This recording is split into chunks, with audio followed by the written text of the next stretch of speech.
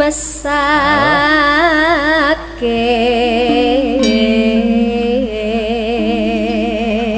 lani mas kang gemesake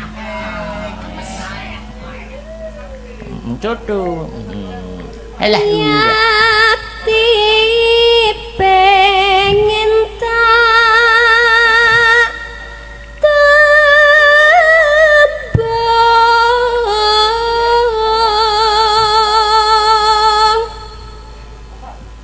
ning kakungmu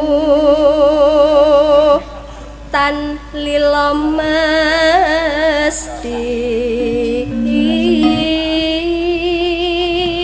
yakti pengen tak tembung ning kakungmu mesti ora lila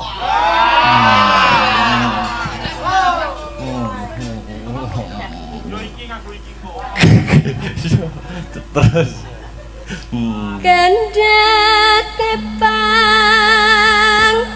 grahita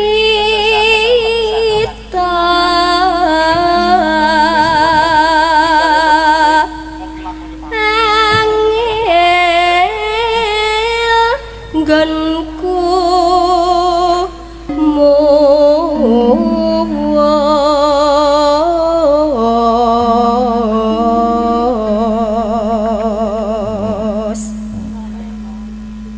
yen rina banget nang gana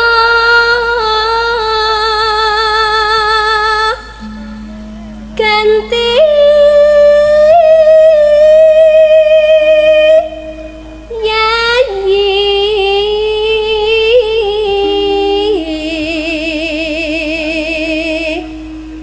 sambung kumo sambung wanci dalu wanci ratri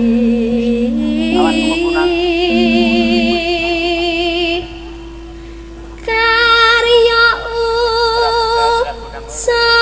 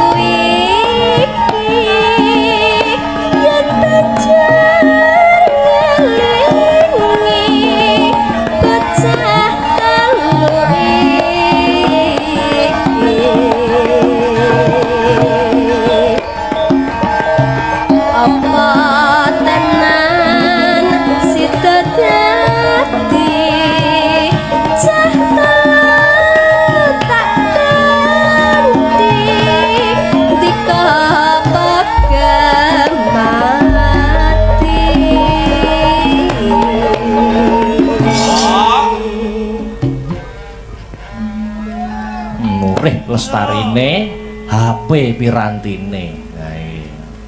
Lanjut.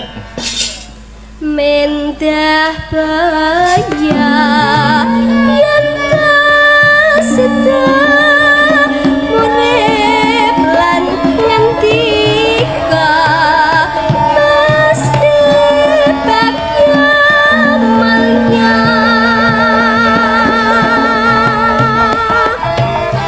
jar lair putri Celestia kang bisa nyuara tika bakal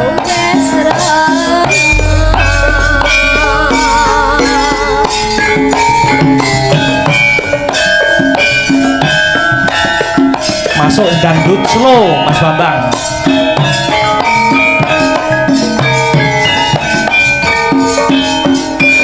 Oh.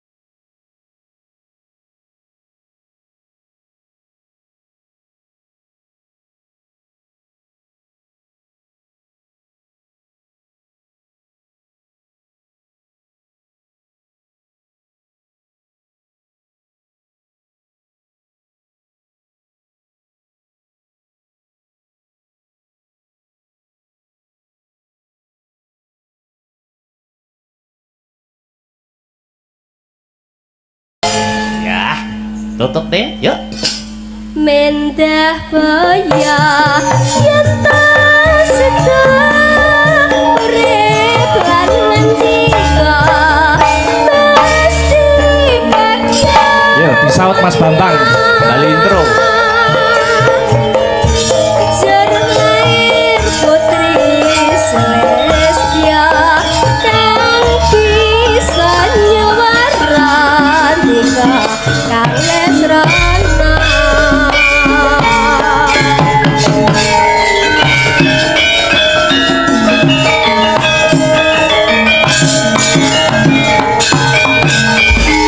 Terima kasih. Mbak Yola. Terakhir ya, Mbak Sri, Mbak Enggar, Dek Petrisha, jumeneng bareng. Yuk, disepoti, yuk.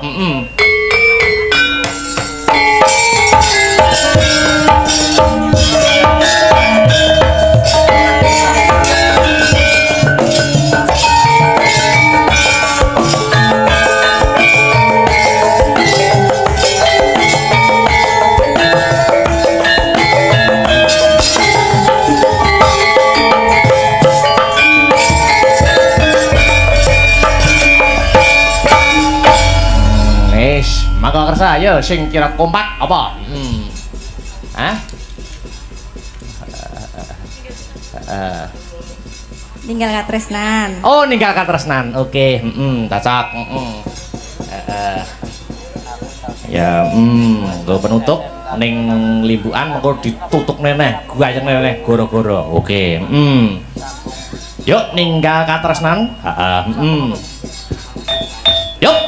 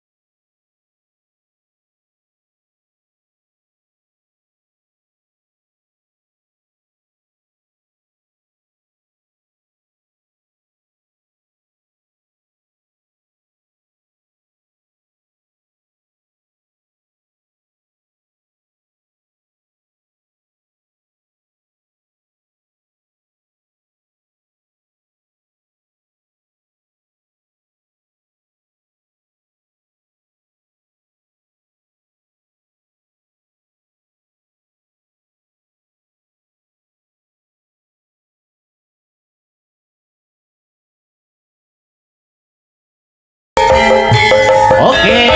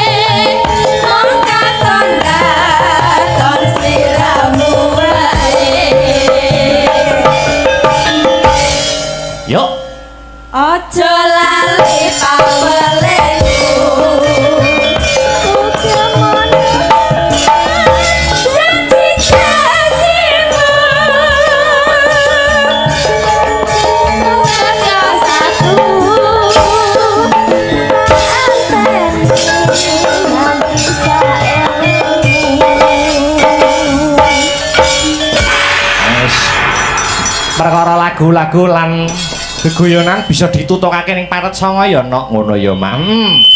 Oh ngono.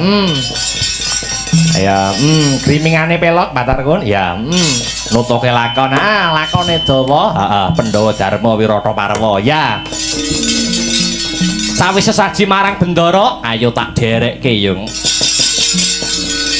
Kuku sing tupa kumelun mangantar selaning krana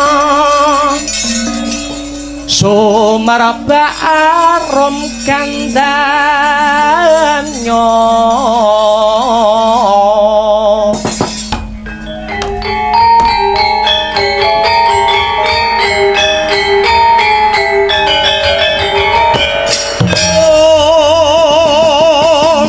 kandhanya sasmita jati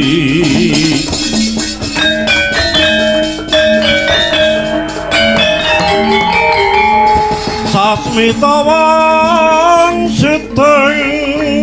dewa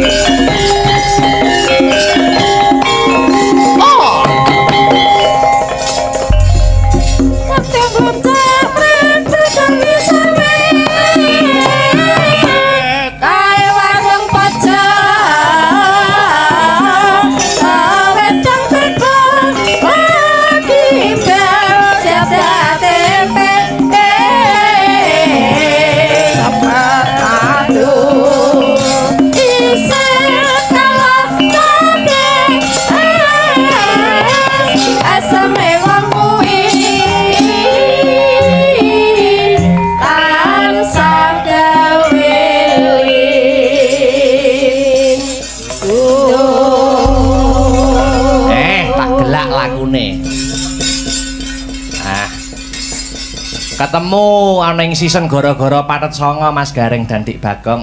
Ngono tru. Ayo, ngono Mas e. Ayo. Luar biasa. Masih dalam rangkaian HUT Partai Nasdem ke-11 tahun. Wah, luar biasa. Ikut mengucapkan selamat ya Mas Petro harus. Selamat hari ulang tahun Partai Nasdem ke-11 tahun.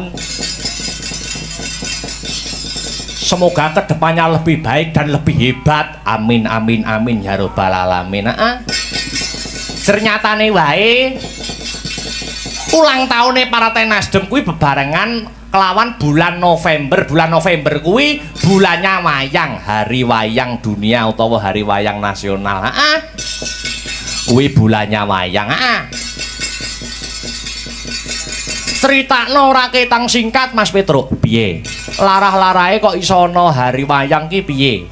Tahun 2003 lumantar UNESCO wayang diakui dunia sebagai karya agung budaya dunia non benda. Kuwi tahun 2003 ingkang mewakili wonten ing Perancis menika pepunden dalang almarhum Ki Haji Mantep Sudarsono. Oh ngono ayo. Sing diakui kuwi dudu mung wayang kulit gaya Surakarta ora ning kabeh. Yo Taline geni kebar isine bumi diri karang angkatari jerit isine bumi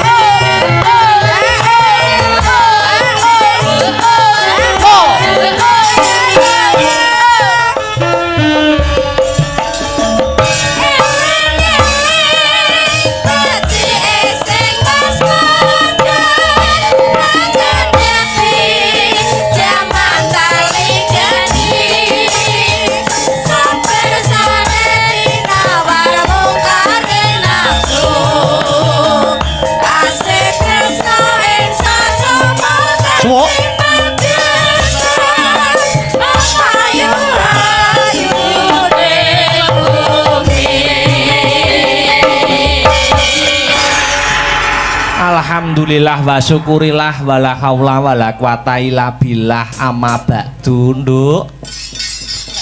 Anakku sing ndak tresnani anakku sing setinik-tinik limbuk piye yung nimbali marang aku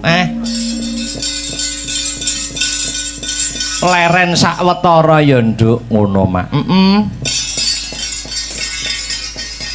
ingkang baku ya kuwi ngaturake apa wigatine awake dhewe sak kanca iya tinimbalan sowan marak mangarsa ana ing kene ngono iya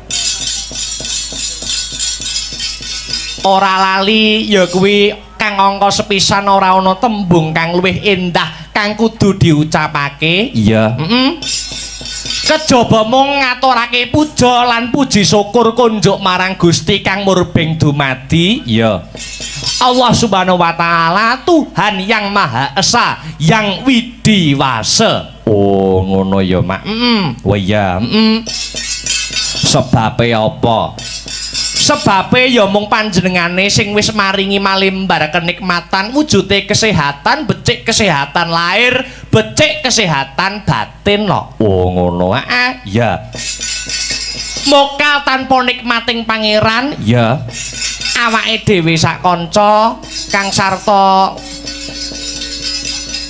kabeh para warga masyarakat bisa lek-lekan tirakatan bareng ngono ya aku arep takon karo Biyung takon babakan apa no iki hajate apa acarane apa kok ketok lek regeng ketok lek gayeng aku nyadong dawuh menyang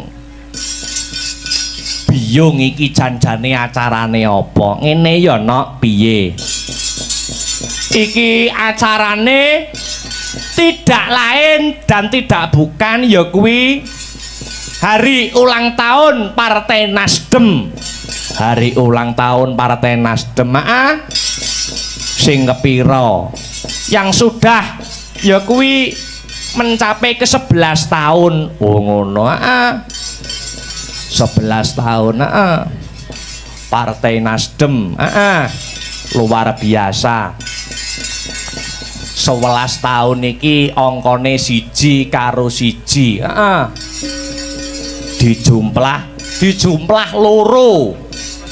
loro ki apa mengku werdi loro ki sesuai dengan hashtagnya apa kuwi hashtag iki loro ya kuwi satu yaitu adalah merajut kebangsaan kedua merawat kemanusiaan wah ya ngono ya wah luar biasa iki mau sing paring dawuh sambutan mau sore uga pirang-pirang mau ana sing kandha ana sing paring dawuh bengi iki acara Nasdem hari ulang tahun ke 11 tahun acarane wayangan lah ya jare mau dawuh mau ingkang winengku kinurmatan wayang iki budaya sing hampir punah sing wis dimoi karo para kalangan muda lah ya sing wis ora menggemari wayang dawuhe mau ngono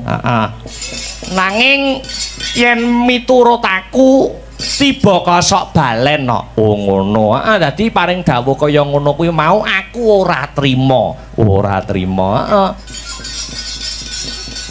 sebab semakin kesini yaitu wayang tak kira akan semakin lestari dan semakin tetap jaya ngono buktine ora ana janji dan sing bermuluk-muluk ya kuwi wayang yang diarani hampir punah kuwi dijawab oleh Partai Nasdem dijawab langsung oleh Partai Nasdem dijawabe melalui bukti dan tindakan nyata apa kuwi tindakan nyatane yo nanggap wayang ngono nanggap wayang iki tindakan suatu bukti nyata ngono ya kuwi Partai Nasdem sing seneng nguri-nguri kabudayan khususnya wayang kulit ngono ya mak dengan adanya Partai Nasdem ulang tahun ke 11 tahun iki ngadani acara wayangan gelar kelir gantung gong. Miturute Biyung iki wis mbuktekake 3 perkara kok nok 3 perkara. Ah. 3 perkara kuwi mau apa wae. Sing angka 1 ya kuwi Partai Nasdem adalah partai yang dekat dengan seni dan budaya. Partai Nasdem adalah partai yang dekat dengan seni dan budaya. Ah. Oh ngono. Ah. Tresno marang kabudayan kang dadi wujud karakter jati diri bangsa negara Indonesia. Wow, ngono. Dadi awake dhewe iki wong Jawa, awake dhewe iki wong Indonesia. Karaktere wis beda karo wong manca, karo wong luar negeri.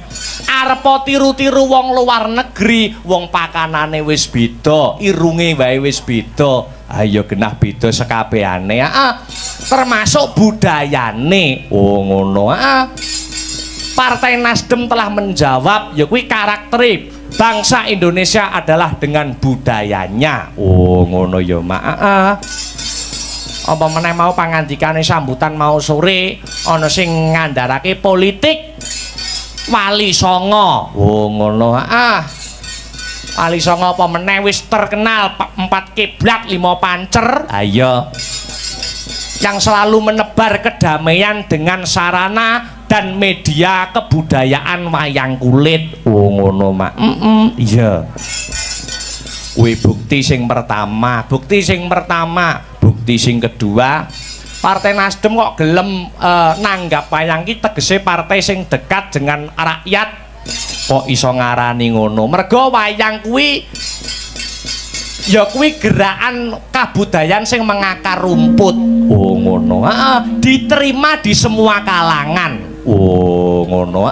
Kalangan bawah, kalangan menengah, kalangan atas kabeh nampa wayang. Mergo wayang dhewe kuwi sifate ya fleksibel, sifate luwes betul. Oh ngono.